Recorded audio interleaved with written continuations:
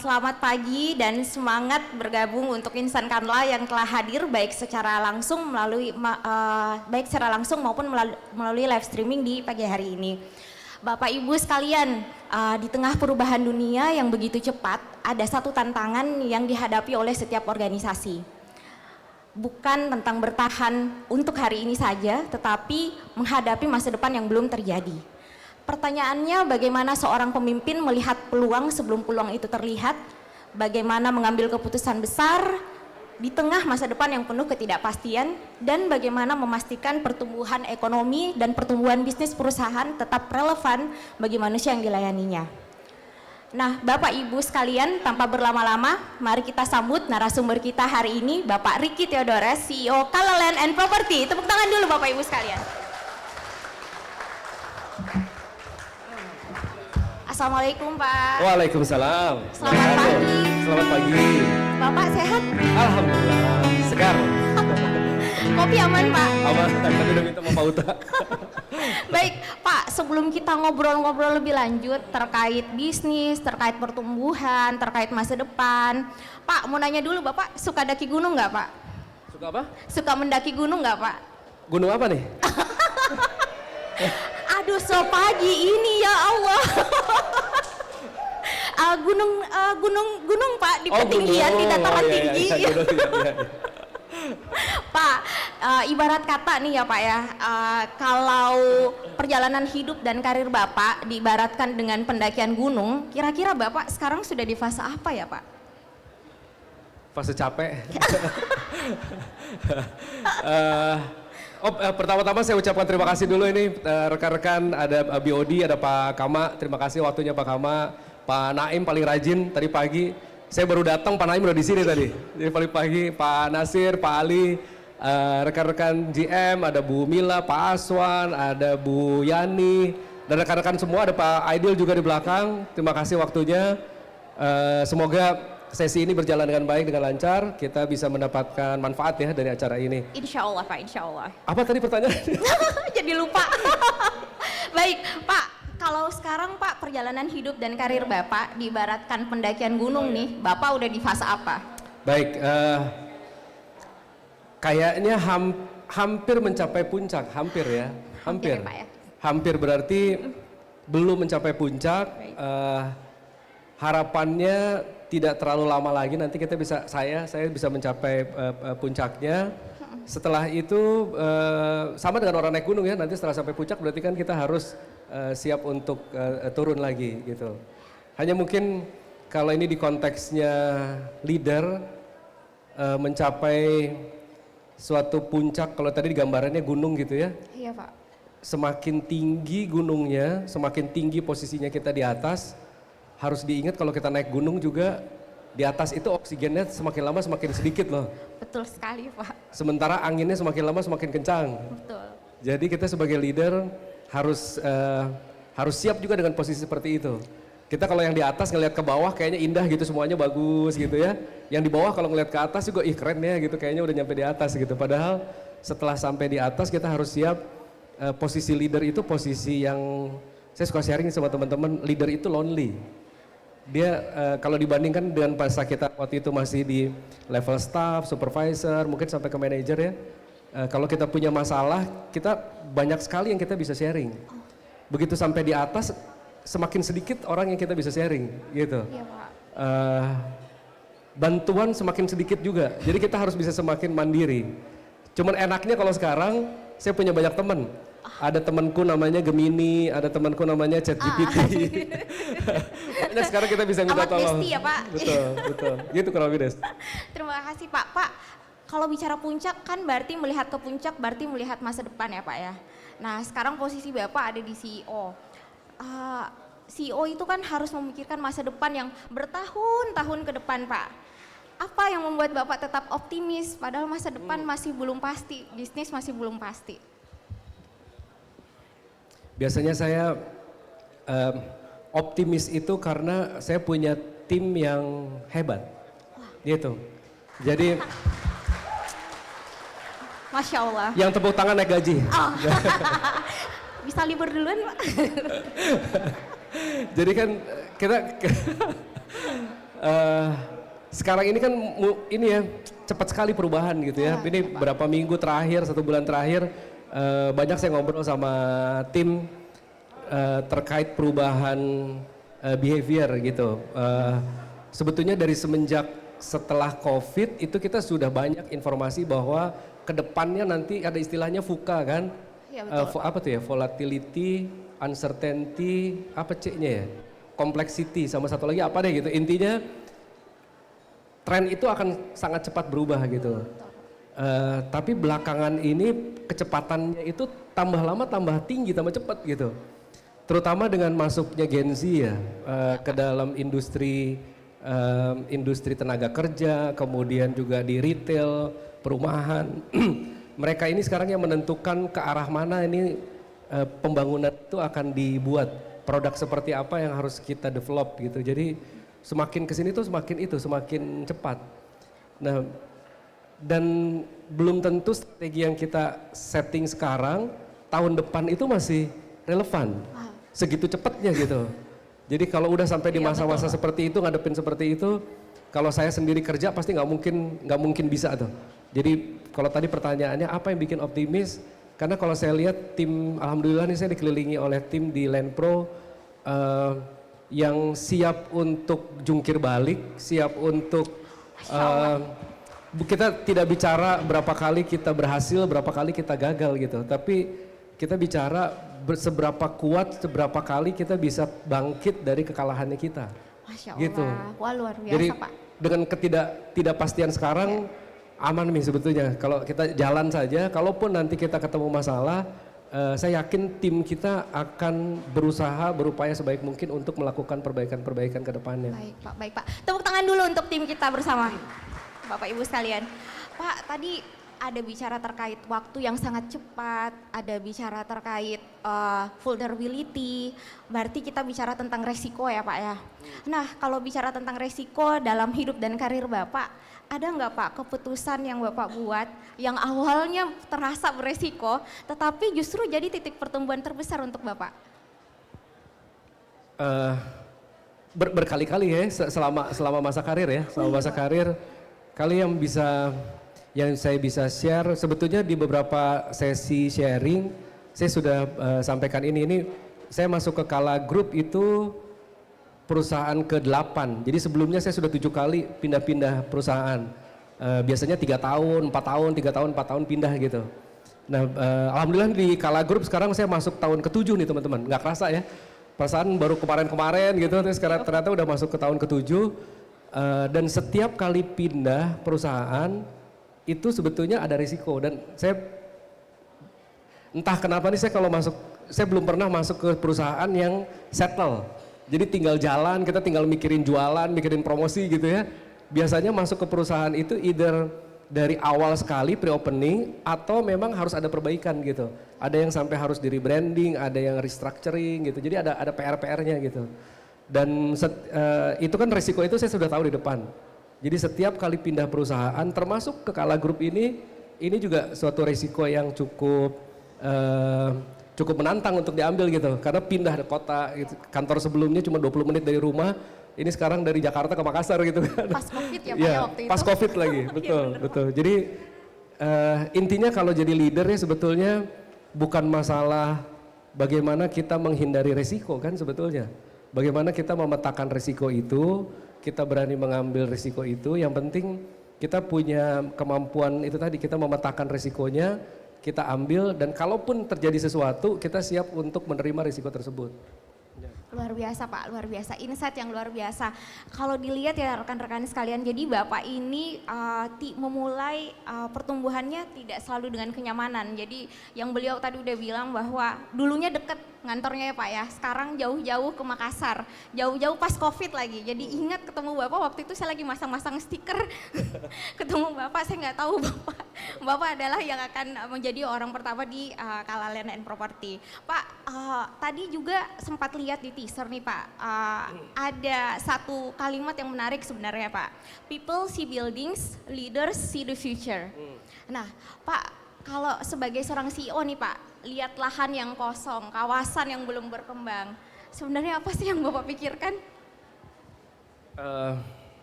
Kalau yang saya lihat market ya.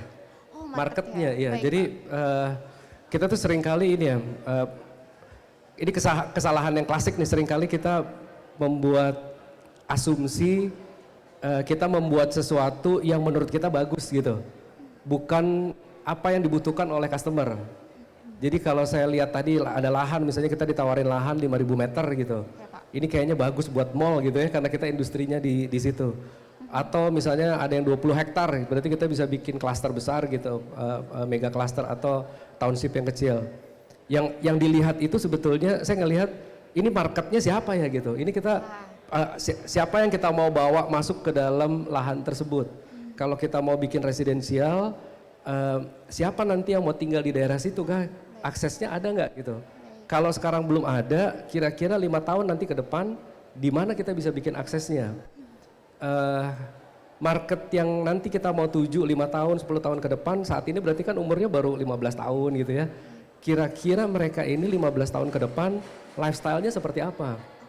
Jadi yang dilihat itu, balik lagi tadi kalau kita lihat lahan kosong, yang saya lihat itu adalah, ini marketnya ada nggak ya? Dari kalau kita sudah lihat ada marketnya, baru kita lihat produk apa yang kita buat untuk memenuhi kebutuhan si market tadi. Gitu.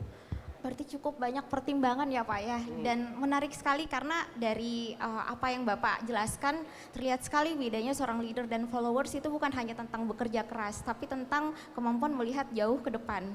Pak, berbicara mengenai proyek, berbicara mengenai pekerjaan dan pengalaman Bapak, ada nggak Pak proyek atau keputusan yang sebelumnya itu belum dipahami oleh semua orang, tetapi ternyata menjadi keputusan yang tepat Pak? Terkait project ya? Ya, proyek. Itu juga kayaknya beberapa kali hampir di setiap perusahaan tempat bekerja, sebagai leader kita bakalan ketemu hal-hal yang seperti itu.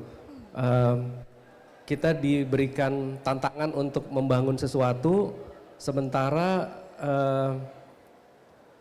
datanya untuk membangun tersebut, untuk menentukan produk apa yang tepat itu masih belum lengkap misalnya gitu ya. Tentunya di awal-awal pasti akan banyak tantangan. Namanya kita berpikir sesuatu yang baru kita akan laksanakan 5 tahun, 10 tahun ke depan, baru kita lihat hasilnya, pasti di awal itu akan banyak resistensi. Biasanya nih orang finance akan melihat, ini betul nggak sih dia balik modal gitu. Betul nggak kalau kita mau menjual ini dengan harga sekian, betul nggak marketnya bisa ambil? Biasanya kacamata dari finance seperti itu. Kalau kacamata dari konstruksinya atau development, biasanya akan melihat ini kita punya resources nggak sih gitu. Bener nggak kita mau masuk ke sana? Jangan-jangan nanti jadi kerja bakti misalnya gitu. Iya, Nah, tantangan-tantangan seperti itu di awal pasti akan ketemu dan itu berulang sebetulnya di proyek-proyek, terutama di proyek-proyek baru yang strategis, yang nilai investasinya besar. Kembali ke leadership, ini kan sebetulnya managing problem ya. Jadi itu kemampuan bagaimana kita memetakan tadi itu resikonya, dan yang nanti di ujung-ujungnya yang paling penting adalah kita sebagai leader ini memang harus punya kemampuan untuk meyakinkan orang lain. Gitu. Jadi deliver message-nya ini sebetulnya bagaimana cara kita mempresentasikan project ini. Gitu. Yang penting kalau menurut saya itu ya, kita petakan risikonya, petakan bagaimana planning action plan-nya, dan bagaimana kita meyakinkan si stakeholder ini, entah itu investor kah, owner kah, perbankan kah, atau tim kita sendiri. Ada satu kata kunci yang penting sekali ya, jadi nggak hanya courage aja, tapi strategic courage dan planning dan juga mempertimbangkan seluruh resiko yang terjadi ya Pak ya. Satu hal yang meyakinkan itu adalah keberanian untuk dipercaya sebelum terbukti, betul ya Pak ya. Luar biasa sekali. Nah Pak, kalau bicara masalah proyek ya Pak ya, kan sering tuh orang kita hanya lihat akhir hasilnya aja Pak. Kita banyak orang yang tidak lihat tekanannya, resikonya di balik proses pembangunannya. Nah Pak, apa keputusan yang paling sulit yang Bapak harus ambil sebagai seorang CEO ketika berbicara terkait pertumbuhan Pak? Pertumbuhan dari proyeknya ya? Betul Pak. Terutama di awal-awal nih biasanya ya. Tantangannya seperti tadi di depan nih banyak resistensi gitu ya, kita mau maju atau tidak maju. Keputusan yang paling sulit biasanya adalah kita mengambil decision itu, informasinya di awal itu biasanya kurang. Jadi paling maksimal tuh kita bisa dapat data kalau keinginan kita 100%, kan nggak mungkin kita tunggu sampai yakin betul nih, misalnya kita mau bikin satu project, kita mau bikin mall, kita mau pastikan dulu semuanya 100% harus clear di depan. Tanahnya harus clean and clear, pembangunannya harus clean and clear, pendanaannya harus clean and clear, penjualannya harus clean and clear, profitnya harus clean and clear. Nggak jadi-jadi itu barang. Kapan mau jalan gitu? Kan kita mesti, kalau kita tidak bergerak, kompetitor kita akan bergerak duluan. Jadi yang paling sulit itu kita mengambil decision pada saat informasinya belum lengkap. Nah di situ memang butuh, selain data, kita perlu intuisi dan pengalaman sih, gitu. Kalau saya merasanya itu ya Pak, yang paling sulit itu paling sulit orang untuk go or no go karena informasinya masih kurang. Bicara mengenai ini berarti ada satu pertanyaan besar nih Pak. Apa perbedaan antara keberanian mengambil resiko daripada sekedar spekulasi Pak? Bedanya data. Bedanya di data ya. Jadi kalau yang spekulan itu mengedepankan ego, mengedepankan emosi biasanya. Jadi dia berdasarkan intuisinya dia kan. Kalau kan sering tuh kita gini ya, misalnya investornya dia baru pulang dari Jepang misalnya, dia melihat oh tren di Jepang itu seperti ini, dia datang ke Makassar, Pak Riki bikin yang seperti ini ya kayak di Jepang gitu. Tidak semudah itu Rudolfo. Jepang itu cuacanya dingin gitu, begitu masuk ke Makassar panas bos. Panas. Nah jadi nah itu intuisi itu, jadi biasanya berdasarkan intuisi aja. Bedanya tadi spekulan dengan pengambilan decision itu walaupun tidak lengkap, tapi harus ada data. Nah, memang disarankan kita punya framework, Des. Jadi kalau kita mau masuk ke satu area tertentu, itu sebetulnya di strategic marketing ada framework yang kita bisa pakai, gitu. Jadi ada yang namanya Pestle, ada yang namanya Porter, Five Force, segala macam gitu. Nah, itu kalau kita terapkan, datanya kita penuhi, minimal bisa mengurangi resiko tadi. Jadi tidak hanya berdasarkan intuisi, tapi ada data yang memang terstruktur dengan baik. Saya dapat 4 kata yang menarik nih Pak. Ada data driven decision-nya, ada strategic judgment-nya, ada juga terkait skenario planning-nya, pakai framework bisnis yang tadi. Berarti memang Pak, keberaniannya itu adalah bukan keberanian saja, bukan keberanian yang mengabaikan resiko, tetapi memang tetap bergerak tapi penuh tanggung jawab ya Pak ya. Luar biasa sekali. Tepuk tangan dulu dong Bapak Ibu sekalian. Baik Pak, masuk ke sesi berikutnya nih Pak. Sesi berikutnya kita bicara tentang Kala Land and Property yuk Pak. Nah kalau bicara tentang Kala Land and Property di mata Bapak, apakah ini hanya sekedar perusahaan properti atau ada misi besar di balik itu? Misi ya. Kalau saya ngelihatnya gini, kita ini kan bagian dari Kala Group. Sebetulnya ini salah satu juga penyebab kenapa saya memutuskan waktu itu ambil risiko pindah dari Jakarta ke Makassar. Saya sangat tertarik dengan Kala Way-nya, gitu, dengan value-nya. Jadi kita ini sebetulnya sangat beruntung, foundernya Kala Group itu taruh fondasi yang sangat kuat dalam bentuk value. Kalau ditanya tadi misinya apa, kita sebetulnya tinggal ke misinya Kala Group. Kalau kan dari Kala tuh ya, mulai dari itu bagus sekali tuh fondasinya. Jadi dari awalnya sudah ada purpose-nya. Jadi kita kerja itu bukan hanya kerja itu sebetulnya ibadah gitu. Purpose-nya sudah jelas. Kemudian kita mau ngapain sih? Kita bisa lihat di misinya. Mengembangkan perekonomian, mengembangkan sumber daya manusia gitu. Nah, sama juga dengan di industri properti, baik di land maupun di Kala Properti. Kalau saya melihatnya, kita ini bukan mau jualan komoditasnya, kita bukan mau jualan rumah, kita mau jualan lifestyle. Kita mau membentuk lifestyle-nya.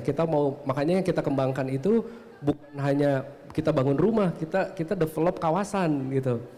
Jadi kalau dari kacamata marketing ini kita harus bisa bikin orang kalau tinggal di Baruga atau nanti kita buka kawasan baru di Tanjung, kalau dia beli rumah di situ, dia tinggal di sana, dia menjadi siapa gitu. Bukan dia dapat apa, kalau dia dapat apa, dia dapat rumah, harga per square meter tanahnya sekian, per meter bangunannya sekian gitu. Tapi kalau kita jual lifestyle, maka harga itu tidak linear. Gitu. Jadi harga per square meter yang kita jual bisa lebih tinggi daripada kompetitornya kita. Jadi kalau saya melihat tantangan kita ke depan, kita ini bukan membangun propertinya saja, tapi kita membangun komunitasnya, kita membangun yang kita develop itu bagaimana orang bisa tumbuh, bisa berkembang. Kalau dia tinggal di Baruga, dia tinggalnya tenang, dia bisa bekerja nanti dengan tenang karena dia tahu keluarganya tidak akan kenapa-napa di rumah karena security-nya bagus misalnya gitu. Kalau dia mau sekolah, sekolahnya tinggal jalan kaki misalnya. Kalau dia mau belanja, belanja juga tinggal jalan kaki, semuanya kita penuhi. Maka yang dibentuk itu sebetulnya adalah bagaimana kita mengembangkan manusia yang menjadi lebih baik gitu. Ini tempat untuk tumbuh dan berkembangnya manusia. Ya. Pak, kalau misalnya Pak nih, suatu kawasan tuh berkembang, menurut Bapak siapa sih yang paling merasakan manfaatnya? Oh, banyak ya. Yang paling merasakan manfaat tentunya yang paling pertama yang harus kita fokuskan adalah customer. Harus customernya dulu nih, dia harus dapat value ya. Dan kita mimpinya ke depan ini kita selalu berupaya nih. Pertama misal yang paling bisa diukur, investasi yang ditanamkan oleh customer kita ke propertinya kita harus naik. Gitu. Itu dulu yang paling pertama. Makanya kita mulai secara reguler harga rumahnya kita naikkan. Gitu. Harus bisa naik. Karena kalau tidak bisa naik maka investasinya berarti bodong. Gitu, nggak ada bedanya kan gitu, kemakan dia sama inflasi. Pertama itu tadi misalnya customer dari kacamata investasi. Kemudian pemerintah, karena pada saat kita transaksi pasti pemerintah dapat pajak. Kita bikinin jalan yang bagus.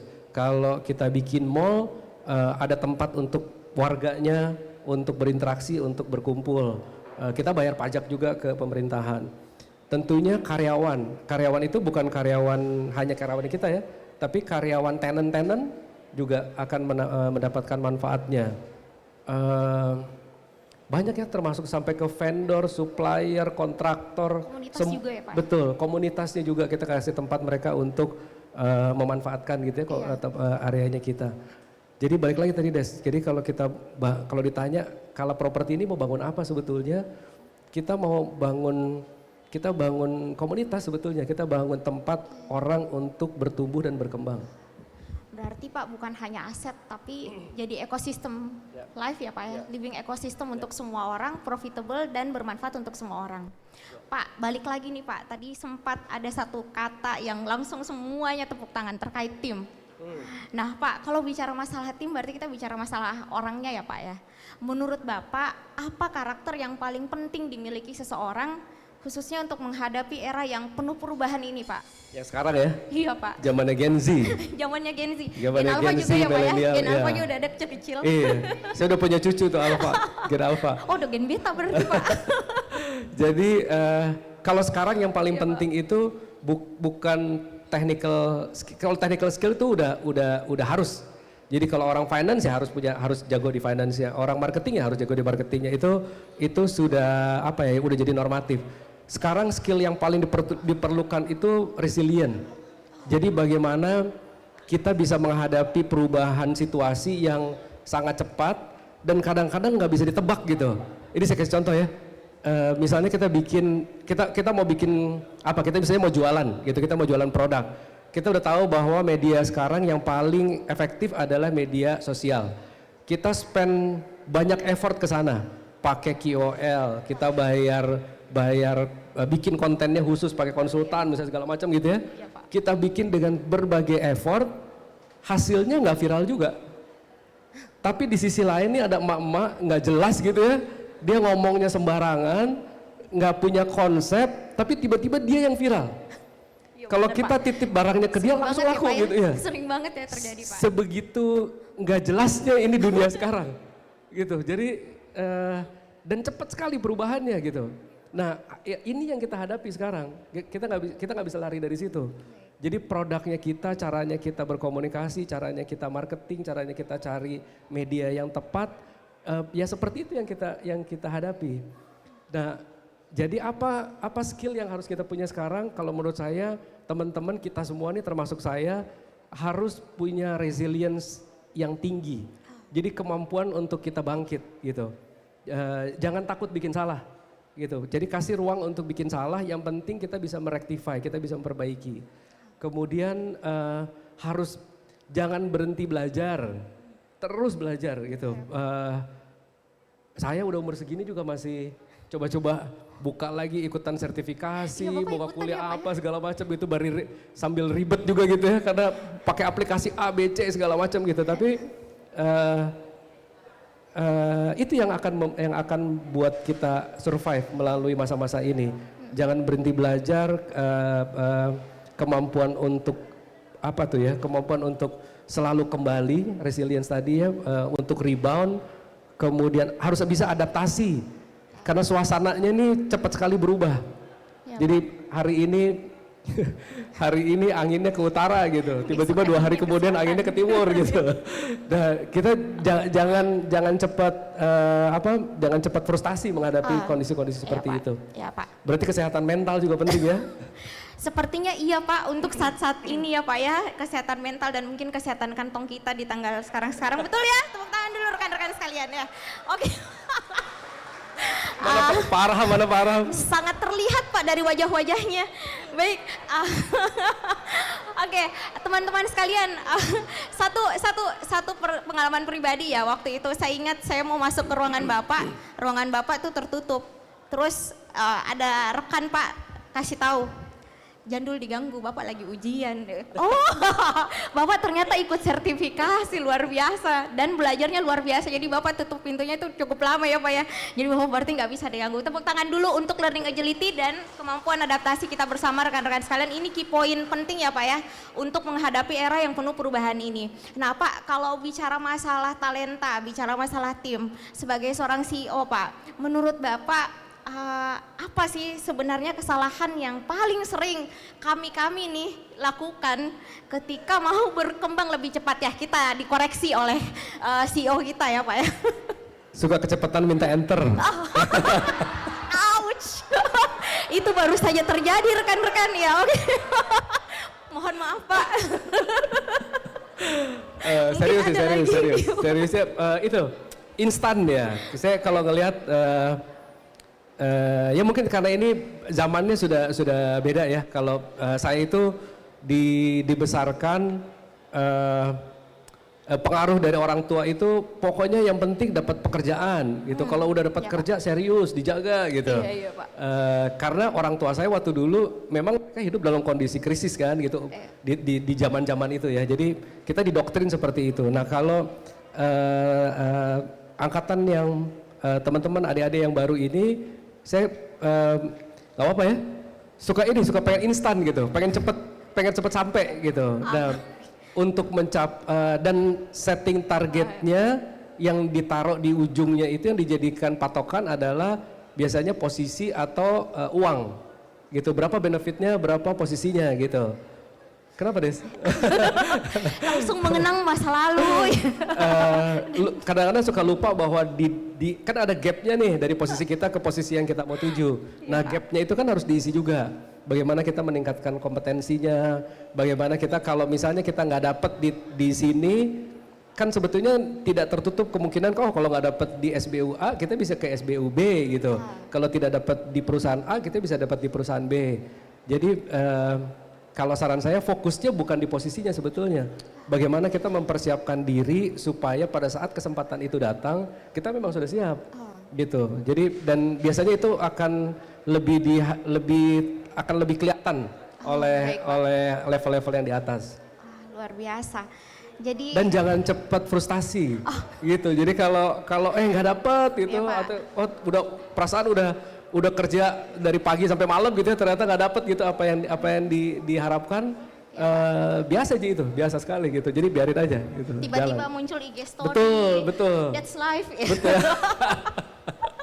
Baik, Pak, menarik sekali Pak, luar biasa. Jadi rekan-rekan sekalian, tips menarik dari Bapak, ingat jangan selalu berambisi ingin bertumbuh lebih cepat, tetapi siapkan diri kita juga. Kalau ibaratnya pohon berarti jangan mau daunnya cepat tumbuh, tapi akar dan batangnya diperkuat dulu. Betul ya Pak ya? Tepuk tangan dulu dong rekan-rekan sekalian.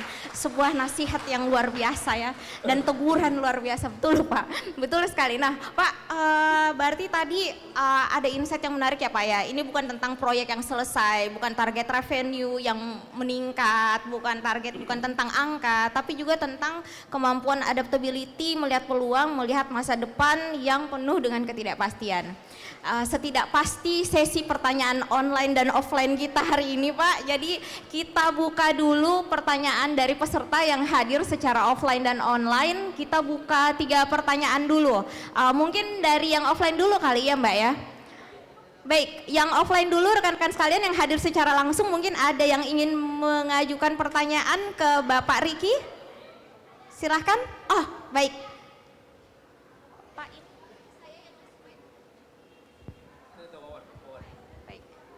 Itu tuh. Oh iya Pak, baiknya Pak di Pak Wawan. Baik, silahkan Pak. Jangan tanya angka bos. Terima kasih banyak Pak kesempatannya. Hari ini juga insightful sharing dari Bapak.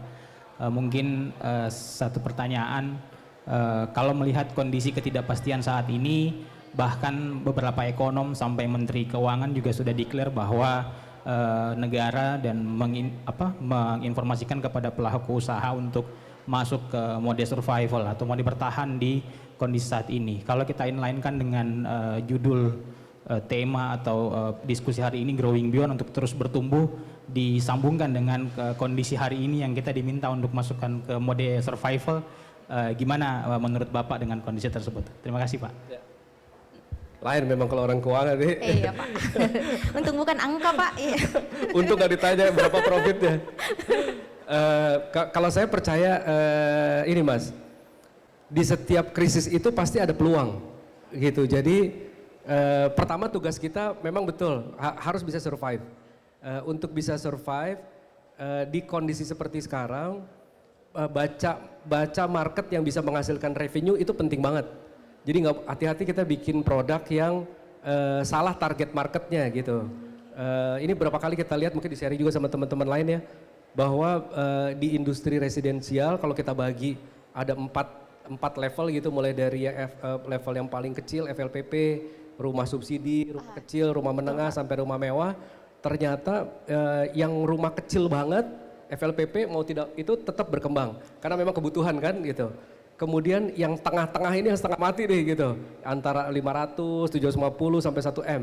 1M ke atas itu masih lumayan, 3M ke atas lebih lumayan lagi ternyata gitu. Walaupun nilai jumlahnya mungkin kuantiti tidak terlalu besar.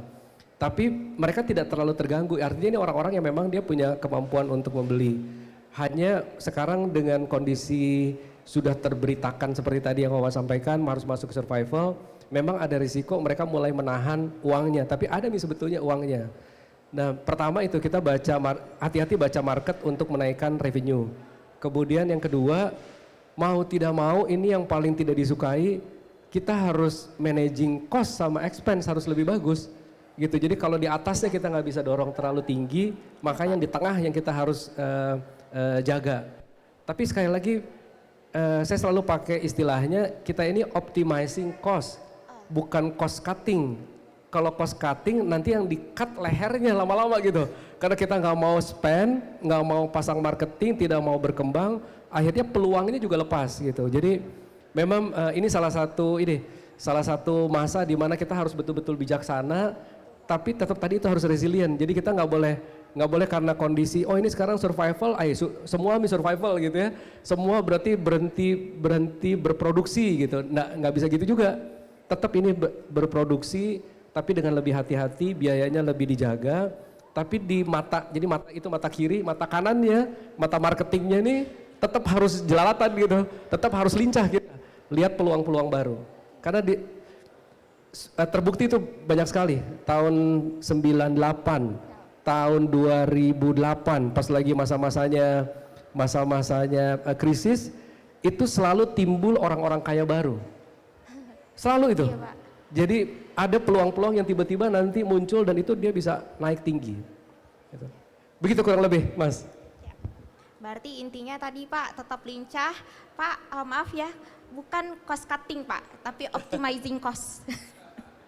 Sama tuh Pak Wawan tiba-tiba jadi new crazy rich-nya ya Pak ya. Oke, Pak mungkin masih ada lagi pertanyaan offline? Rekan-rekan sekalian mungkin masih ada yang ingin bertanya secara offline, silakan. Oh baik, Dari Pak Fadli Indra Pramudia. Mas ya. Andrew. Oh, Mas Andrew. Pak. Silakan, Prediksi Pak Pak, berapa prediksi? Kayaknya ini sudah settingan final kayaknya ini. Baik Pak, yang ingin saya tanyakan kan jujur Li, sebagai seorang leader saya juga sangat sangat menjadikan Pak Riki juga sebagai role untuk di beberapa leader yang ada di Kala Group ini. Nah tentunya sebagai leader yang baik dan sebagai leader yang berhasil, harapannya leader-leader itu bisa mendevelop leader-leader baru nantinya. Nah masing-masing leader kan tentunya dia punya gayanya masing-masing untuk mendevelop tim, akan berbeda antara leader A sama leader B. Nah kalau dari sisi Bapak sendiri, metode develop seperti apa yang Bapak sering ataupun nyaman ataupun merasa cocok dengan Bapak pada saat mendevelop timnya? Terima kasih Pak. Thank you Mas Andrew. Bagus banget ya. Jadi memang leader itu salah satu tugas utamanya adalah mendevelop leader yang baru. Kalau saya tidak pernah membatasi leadership style, kan itu kan ada stylenya tuh. Jadi leadership ini bukan ilmu pasti. Jadi kita bisa mencapai satu titik, kita berangkat dari titik yang sama menuju ke titik yang sama, bisa jadi jalannya beda-beda tuh. Tapi ujung-ujungnya nyampe juga gitu. Jadi saya tidak pernah membatasi leadership style seseorang. Yang saya develop atau saya coach itu biasanya adalah frameworknya. Inti-intinya nih tugasnya leader itu apa, perannya apa gitu. Dan yang paling pas kalau buat saya metodenya adalah mentoring sama coaching gitu. Dan biasanya saya kasih ini project assignment. Karena agak sulit itu kita mau menilai leadership seseorang kalau di dalam kelas gitu ya. Jadi kita hanya teorinya saja, kemudian nanti kita tes gitu. Hasilnya bisa jadi dia dapat A, tapi betul nggak sih dia jadi leader yang baik gitu. Nah lebih cocok caranya adalah kita kasih job assignment, kasih challenge yang lebih tinggi lagi. Nah gap diantaranya itu masuk coaching sama mentoring. Gitu. Walaupun 2 tahun 3 tahun terakhir ini waktu saya sedikit sekali itu untuk coaching.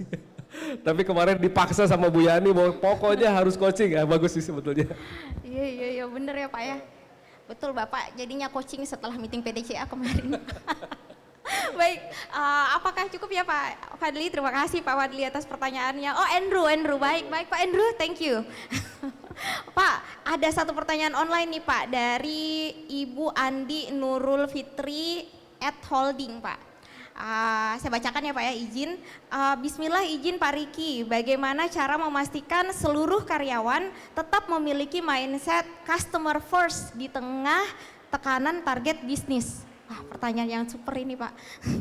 Benar sih Pak. Baik, terima kasih. Bagaimana memastikan ya, kalau 100% memastikan tentunya akan sangat sulit ya.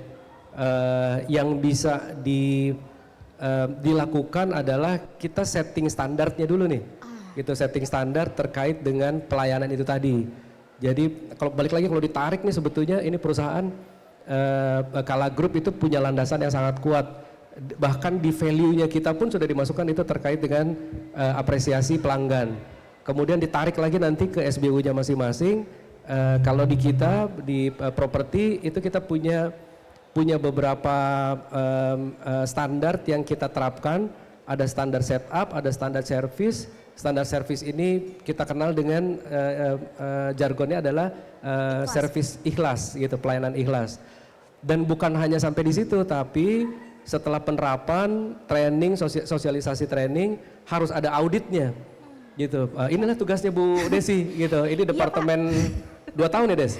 Udah, iya ini tahun kedua Pak. Tahun kedua kan? Jadi di tahun kedua ini kita ada satu departemen yang memang tugasnya melakukan audit apakah standar setup dan standar service ini dijalankan secara konsisten. Kemudian apa masukan dari lapangan? Siapa tahu standar service sama setupnya sudah tidak relevan lagi. Betul, sehingga Pak. nanti itu menjadi dokumen belajar, dokumen yang selalu diupdate ke depannya. Terus, betul Ya. Pak. Terima kasih Pak. Pak, kayaknya kita udah tutup ya untuk sesi pertanyaannya. Soalnya banyak banget insight-insight dari Bapak. Segini doang. Apa kita tambah 10 lagi? Cukup ya? Cukup ya berarti ya? Aman ya rekan-rekan sekalian, karena sudah banyak insight dan sudah banyak pandangan dan informasi serta pengetahuan baru dari Bapak nih Pak. Menarik sih Pak, karena dari tadi itu intinya adalah membangun manusia, membangun kepercayaan, menciptakan dampak yang mungkin baru dirasakan bertahun-tahun kemudian ya Pak ya. Itulah mungkin tema kita hari ini, Growing Beyond. Nah Pak, kita masuk di closing statement nih Pak. Ada pesankah dari Bapak untuk kami, untuk rekan-rekan semua nih Pak, rekan-rekan Insan Kala, terkait arti pertumbuhan khususnya untuk Insan Kala yang sedang berjuang mencapai versi terbaik dirinya, alay sekali ini, atau sedang menghadapi tantangan pekerjaan, atau memang sedang mempersiapkan langkah besar dalam hidup dan karirnya Pak. Oke, baik, terima kasih Des. Closing statement nih berarti ya. Benar, baik, Pak. Teman-teman.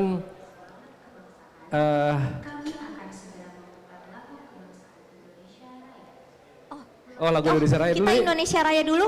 Kita Indonesia Raya mohon dulu. rekan-rekan sekalian Iya. berdiri kita Oke, ayo kita Indonesia Raya dulu. Pas jadi. sama-sama. Oke, baiklah.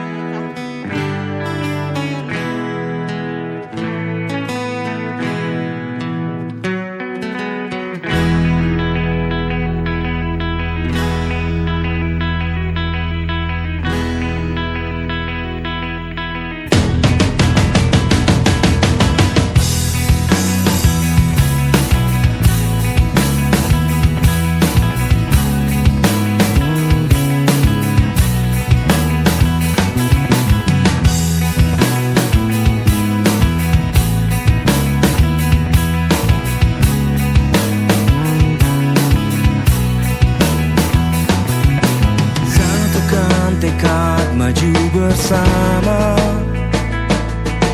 gapai impian jadi yang terbaik.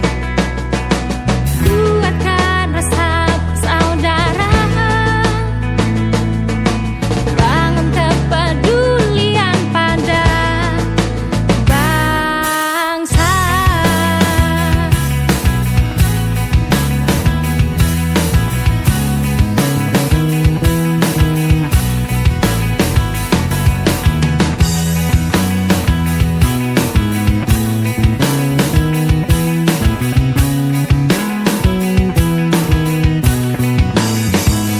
Kalaku, Kerja itu ibadah, kalaku, apresiasi pelanggan. Kalaku, lebih cepat, lebih baik. kalaku, aktif bersama.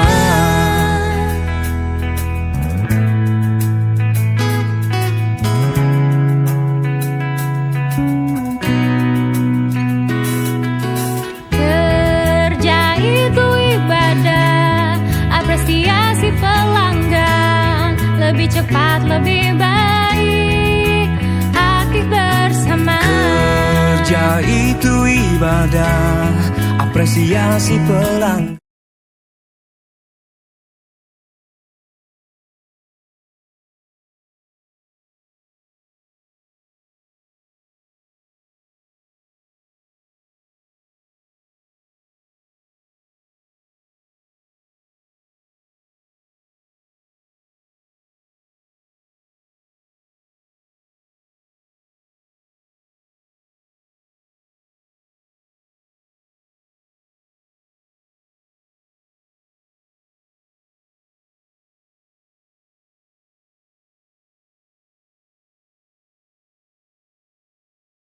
Milenial dan juga generasi Gen Z. Kalau di zaman atasnya saya ini, orang jadi direksi itu tidak akan jadi direksi kalau umurnya belum 55 tahun.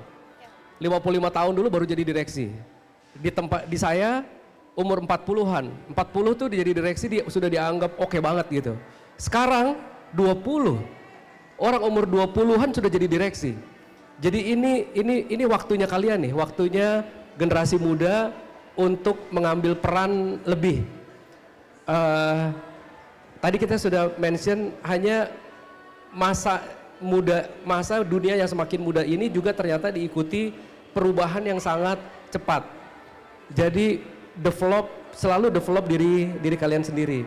Nggak boleh berhenti belajar, jangan cepat menyerah, jangan terlalu rapuh kalau ternyata menemui kondisi yang tidak sesuai dengan keinginannya kita. Nah, untuk teman-teman yang sekarang sudah dalam posisi leader, tugas kita itu adalah membangun leader lainnya. Tadi yang Pak Afat tanyakan, itu betul sekali. Jadi kalau saya Des menempatkan diri, itu tadi saya kalau sudah sampai di mana sih sekarang naik mendaki gunung nih, sudah hampir mencapai puncaknya, tapi belum sampai di sana.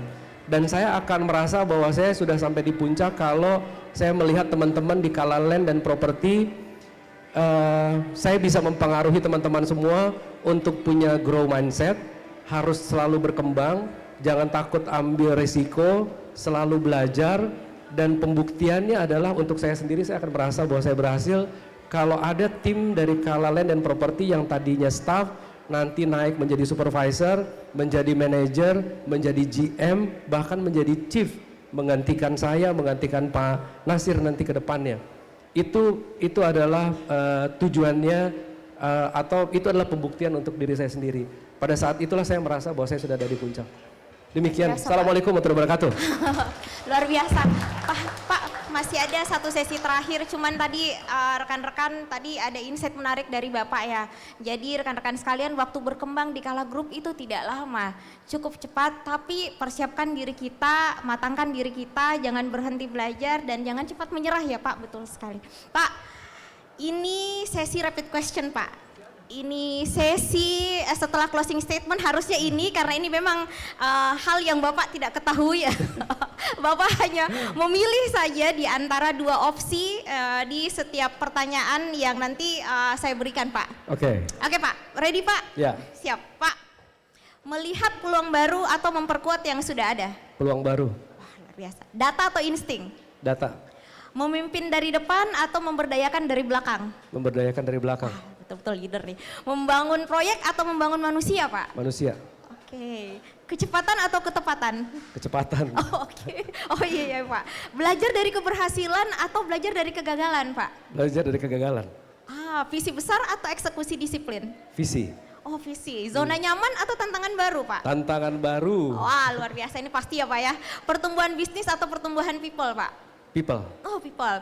Meninggalkan pencapaian atau meninggalkan warisan? Warisan. Wah luar biasa, tepuk tangan dulu. Wah sangat growing beyond. Betul ya Pak ya, luar biasa Pak. Sepertinya ini sudah mencapai waktu terakhir ya Pak ya. Sudah mau closing nih kita di acara kita hari ini. Mungkin sedikit merangkum ya Pak ya. Terima kasih banyak Pak atas insight-nya, pengalaman dan refleksi yang sangat berharga buat kami. Nasihat-nasihat tadi luar biasa ya Pak ya. Jujur-jujur saja jadi sering-sering bercermin ke diri sendiri. Berarti tadi pesan-pesan yang cukup menarik itu, jangan terlalu cepat minta enter. Pak, mungkin rekan-rekan sekalian, karena kita dibatasi oleh waktu, sedikit men-summary apa yang telah kita sama-sama dengar dari Bapak hari ini. Semoga sesi kali ini tidak hanya memberikan inspirasi, tetapi juga mendorong kita untuk terus growing beyond, melampaui batas yang kita tetapkan sendiri, melampaui keraguan yang sering sekali menahan langkah kita, dan melampaui ekspektasi yang selama ini kita anggap sebagai batas kemampuan kita. Rekan-rekan sekalian, sekali lagi saya mengucapkan terima kasih kepada yang telah hadir baik secara online maupun hadir secara langsung. Bapak CEO dan COO Kala Group, saya tidak bisa sebutkan satu-satu karena cukup panjang, namun terima kasih banyak. Pak Nasir udah senyum-senyum. Oke Des. Baik Pak, terima kasih Bapak CEO dan COO serta Bapak dan Ibu GM serta Bapak dan Ibu Technical Leaders dan all staff yang hadir baik secara online maupun secara offline di pagi hari ini. Semoga seluruhnya apa yang kita dengar dan insight-insight yang kita dapat kita aplikasikan di dalam kehidupan nyata.